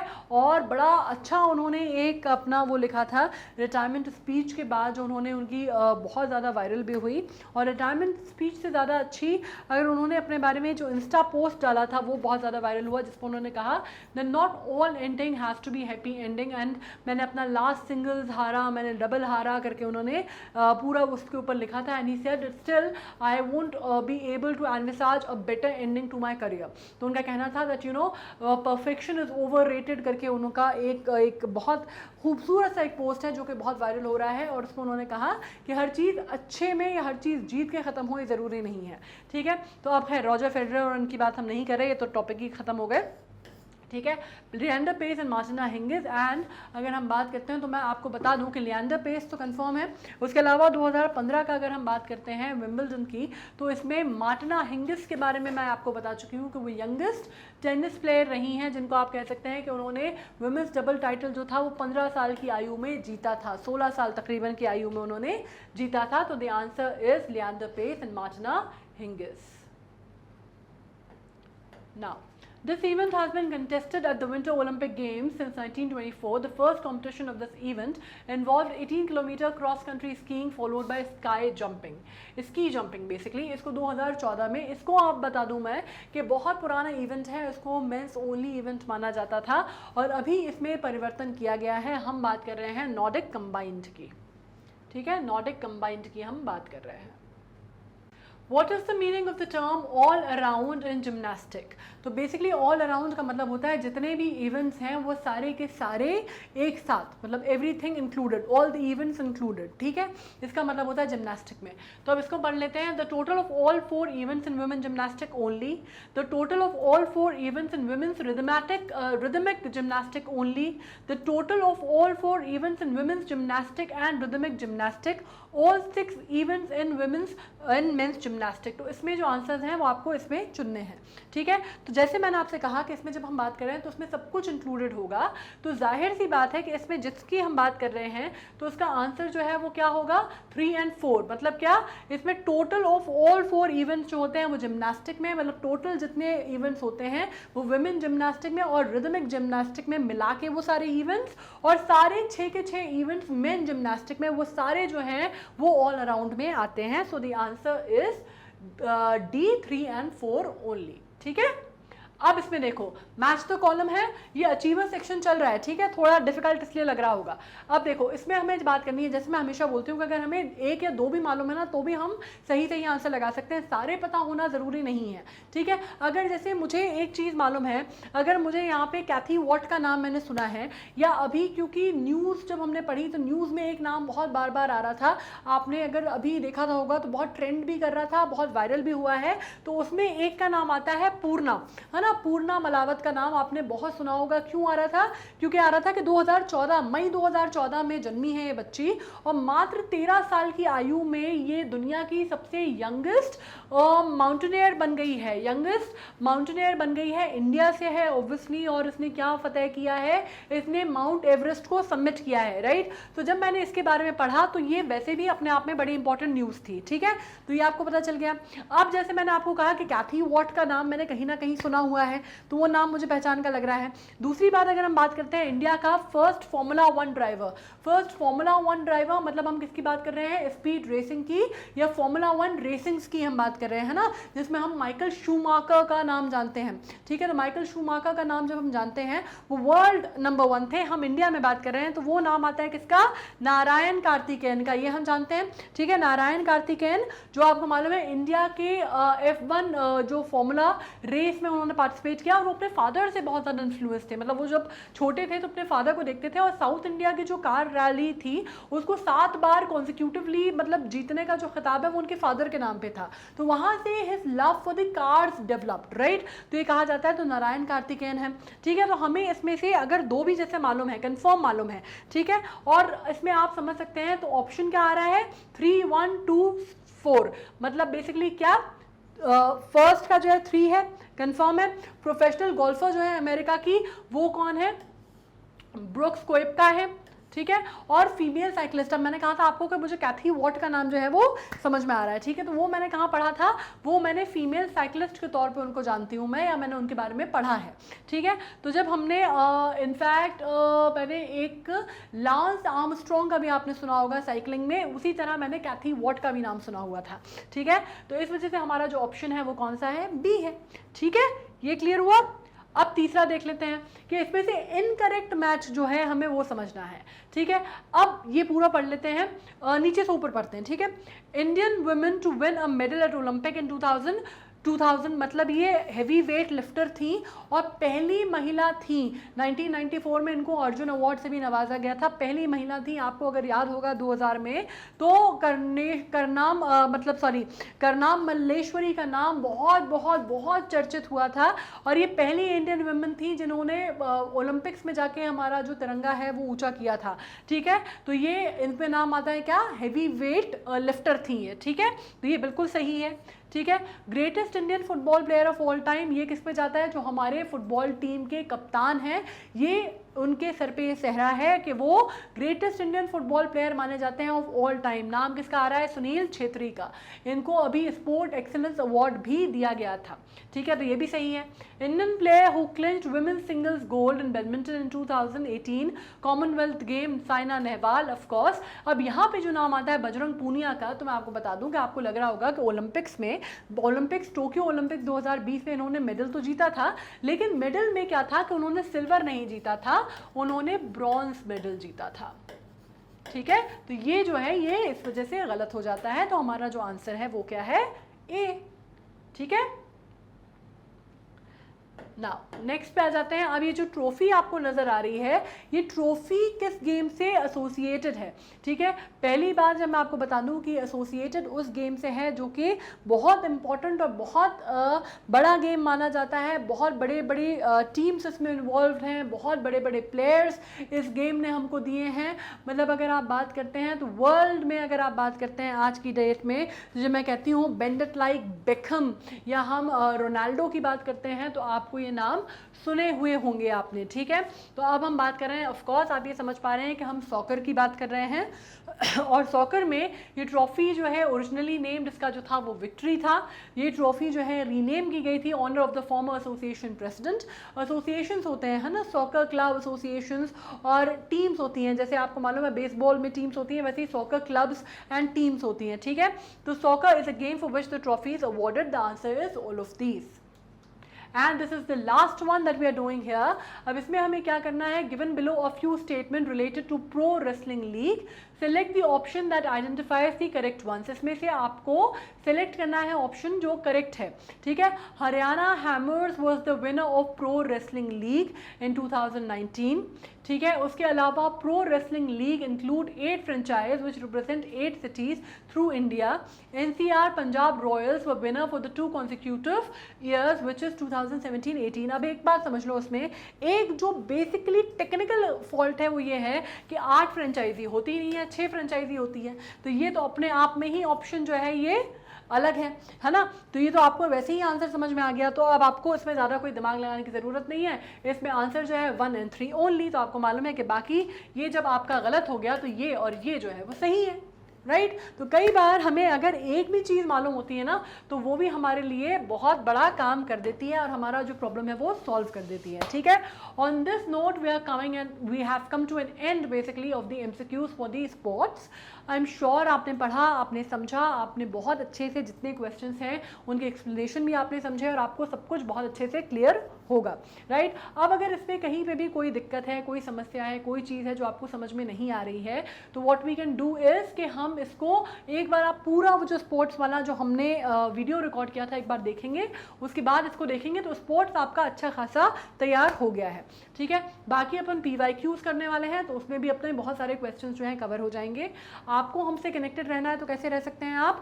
आपको मालूम है कि आप हमारे यूट्यूब पे हमसे कनेक्टेड रह सकते हैं, आप हमारे चैनल्स पे हमसे कनेक्टेड रह सकते हैं, आप हमारे किस पे हमसे कनेक्टेड रह सकते हैं, बेसिकली आप बहुत सारी जगहों पे कनेक्टेड रह सकते हैं, जैसे कि फेसबुक, टेलीग्राम, इंस्टा, बाकी यूट्यूब पे तो आप हमको एक्सेस कर ही सकते हैं। कोई आपसे फीस नहीं ली जाती, कूपन कोड नहीं अप्लाई करना, बाय नाउ पे लेटर कोई फंडा नहीं है, सब कुछ बढ़िया है।